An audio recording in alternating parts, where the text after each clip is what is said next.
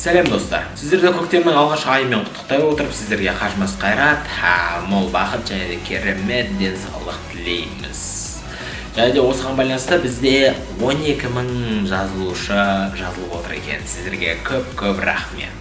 Және де алдағы уақытта келе жатқан 8 наурыз халықаралық әйелдер мерекесімен біздің каналымыздың сүйікті қыздарын, егер қыздар болса, құттықтаймыз. Соны тұту костюм киіп едім. Жандым.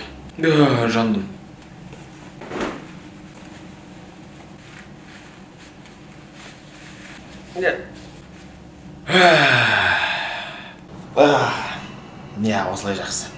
Достар, біз 12.000 жазылушыға жеттік.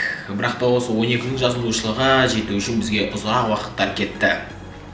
1,5 жыл. Және де осы 1,5 жылдың ішінде мен каналда болған жоқпын. Бірақ мен бұрынғы видеоларымды қарай отырып, жазылушылар күн сайын көбейе берді. Бүгінгі таңда біз осы 1,5 жыл бойы не істедік, не қылдық, ютубта жоқ десе не қызықтар болды, солмен сіздерден бөлісетін боламын. Негізгі мен ютубтан кетуге екі себеп болды. Біріншісі, бұл менің әкемнің жұмыс орнына жаңадан компьютерлер қажет болды. Және де осыған ол менің компьютерімді алған болатын. Ал екіншісінде бұл әрине мен 11 сынып оқығандықтан маған ОБТ тапсыру керек болды. Мінекей осылай ютубты тоқтата тұруға маған тура келді. Және де сол кезеңнен бастап мен оқуды бастадым.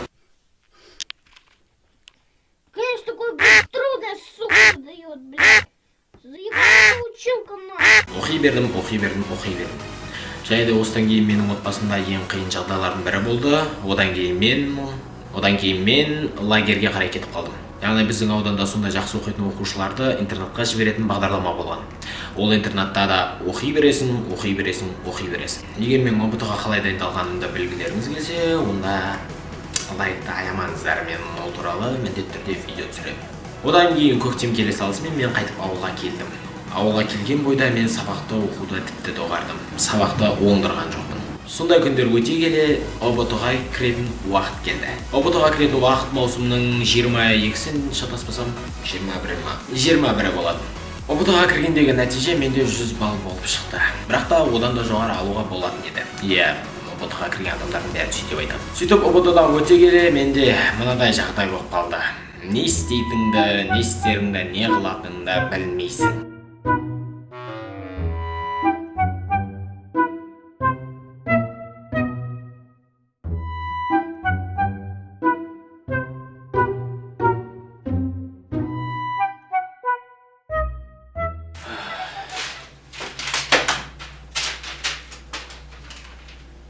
Сөйтіп жүріп шаруалардан босай келе, мен жазғы демалысымды Астанада өткіздім.